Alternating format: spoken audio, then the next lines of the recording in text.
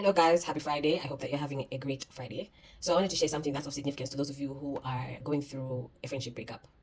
I was talking to my friend earlier today and she's going through a friendship breakup. And so those of you who know, you know that a friendship breakup is even worse than a romantic relationship breakup. And so I was giving her the space to vent and everything like that. And in the moment, God reminded me of a friendship breakup that I went through that it took 2 years for me to heal and grieve from. And this is the same person who actually introduced me to God, who later then discarded me and our friendship so harshly that our friendship ended. So during that season of like healing and grieving, people were coming to me and saying, "Oh, isn't this your friend? She said this about you." And, "Oh, she said you said this." I mean, I never announced that we're not friends anymore, right?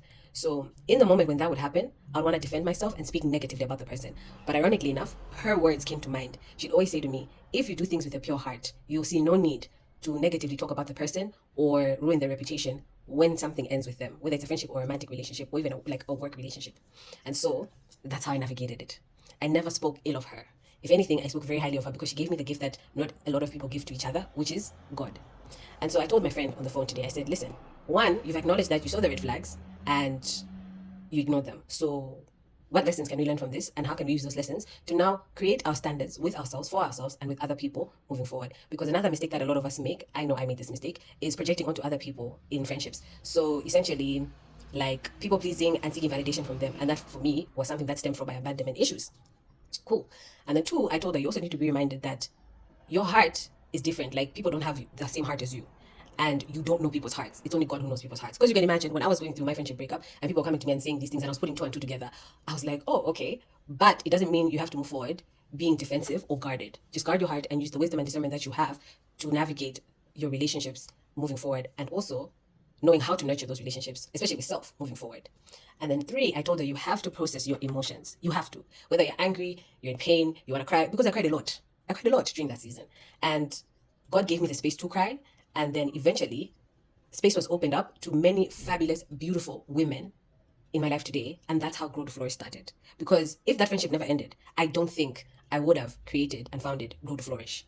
And so I think it's important to be okay with the fact that sometimes relationships just end. And if it ends and this person is moving crazy and wild, that has nothing to do with you. That is more of their internal battle. You just do what is within your control and keep it pushing.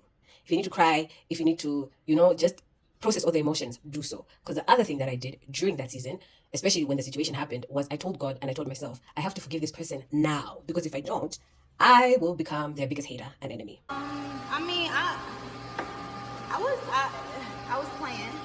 And so that's what I did. Because I know what it means to carry resentment and hatred and to just let it grow in you. It's never worth it. And even if you don't have that capacity where you can't forgive the person, let God know. There's many instances where I've let God know to say, I don't want to forgive this person. I don't have capacity. I tell God, you will create that capacity, please. Because my human heart, my human self is saying no. And so I think that all that I've said is very important. And I hope that this helps somebody. You're not alone. And you have to be okay with taking that L. And clearly, God said, she's going to the girl for the job. And yeah, I hope this helps somebody. And please have a lovely weekend.